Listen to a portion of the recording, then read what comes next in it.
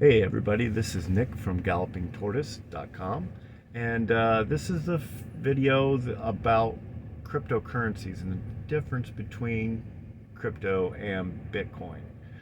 Uh, don't worry about taking notes. You can scroll down below, find the link to my website, gallopingtortoise.com, and I will have all the notes in there for you to review. And so, the difference between crypto and Bitcoin. Now, all you need to know about Bitcoin right now is that Bitcoin is money, and it's probably the best money that we've ever had. I'll go into deeper detail later, maybe in another video, and I also have some free information on my website, the top 10 myths about Bitcoin that you might have heard. There's a free report. You can go ahead and download that on my website. But today's topic is about cryptocurrencies and the different categories, different types of cryptocurrencies. When people think cryptocurrencies, they kind of just lump it all in and think it's all money, but it's not. It's not all money. Different cryptocurrencies have different functions.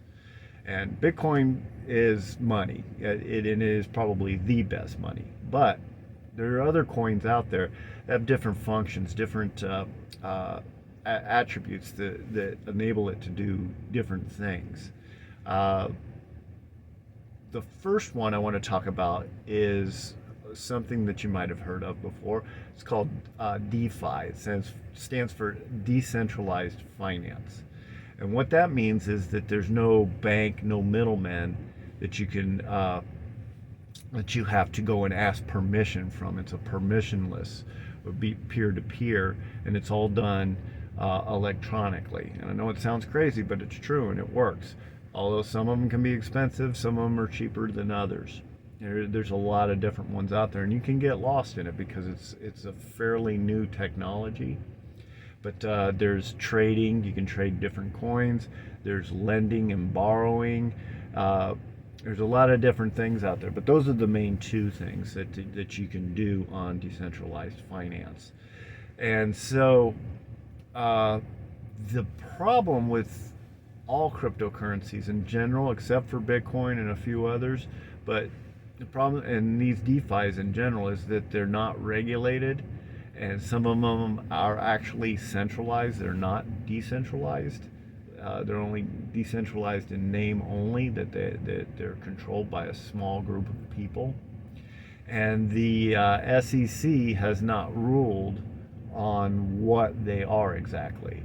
To me, I look at them as penny stocks. If you look at them in terms of penny stocks, that they have a function, that they have a board of directors and things like that, it makes it a lot easier to understand them. And the DeFi is the first level. The second one is NFTs. Now, NFTs, they have a lot of potential. I really like NFTs. You just got to be careful with them because, once again, it's a new technology, and you want to, as galloping tortoises, we want to be careful about what we invest our money in because we are so close to retirement. We have to be able to make sure that our capital is relatively safe compared to the risk. What NFTs are is it stands for non-fungible tokens, and what these are is immutable contracts on a smart chain, on a blockchain.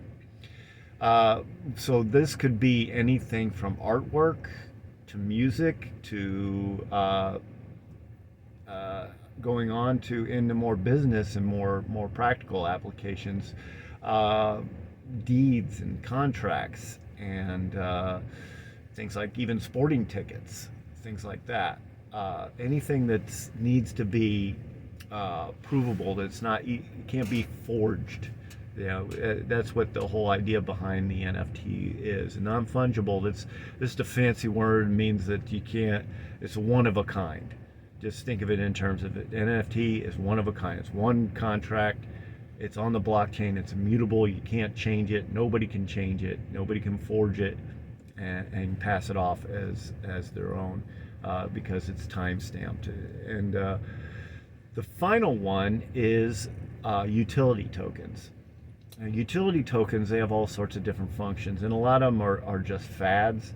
A lot of the gaming tokens, they're utility tokens, so where you can use them to purchase things in video games.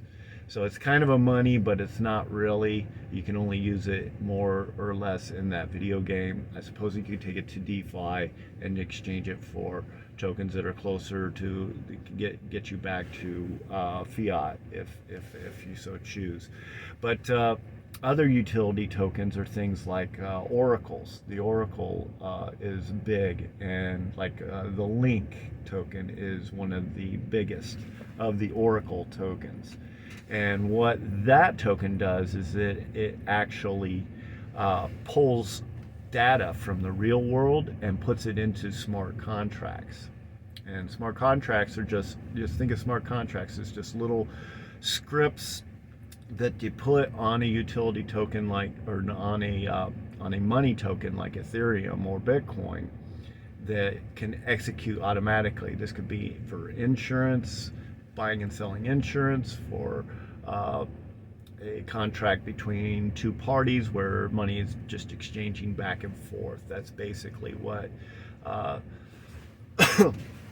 Link does, is that it pulls real world data from different feeds, from all, like pricing data, for example. Like it would needs to know the price of Bitcoin, and it has to keep track of that. So it'll pull data from several different places so that it gets a good feed, and it'll take the average of that and say this is the price of Bitcoin at this particular point in time, and then a contract can execute based on that price point.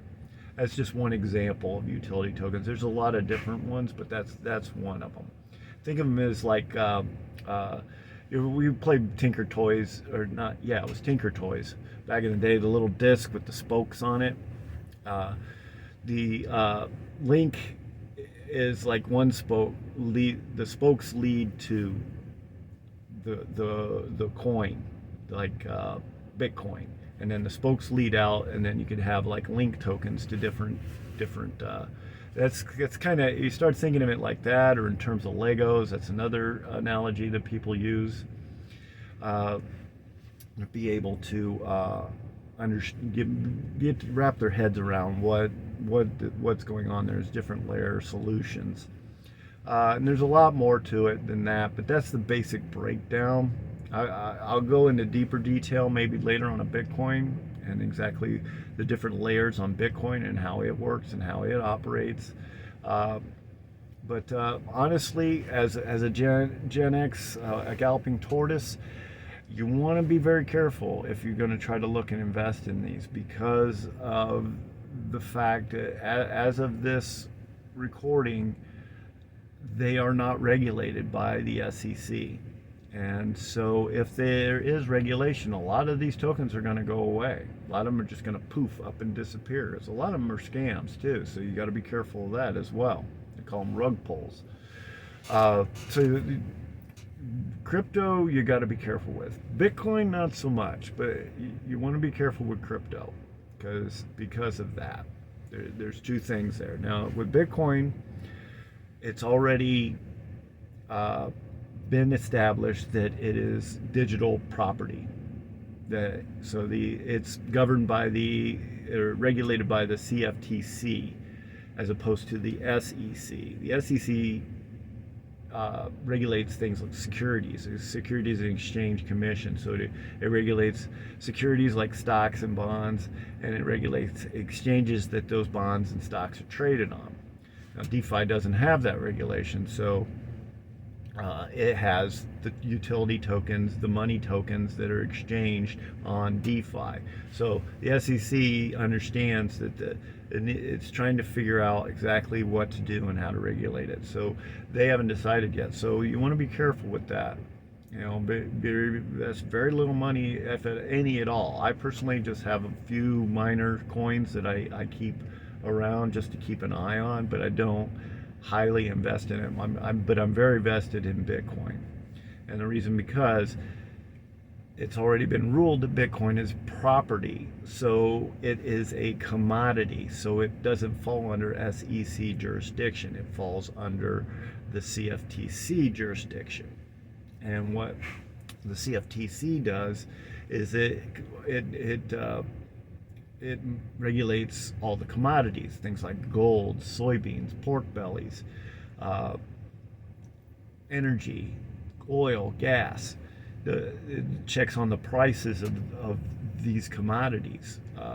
So it falls into that same category as Bitcoin. That's why it's often called digital gold, is because that it is a digital commodity. It's mined, and it's mined using electricity. And I'll go into a lot deeper detail with that later, but I just wanted you to understand the difference between crypto and Bitcoin, and that Bitcoin is you want to keep Bitcoin separate because it's already established.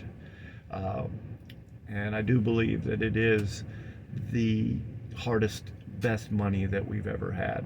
And as you go along in this video and you read about the 10 myths, you can get the free report on my website, gallopingtortoise.com. Download the free report, take a look at it, see where maybe you might have been misled about Bitcoin.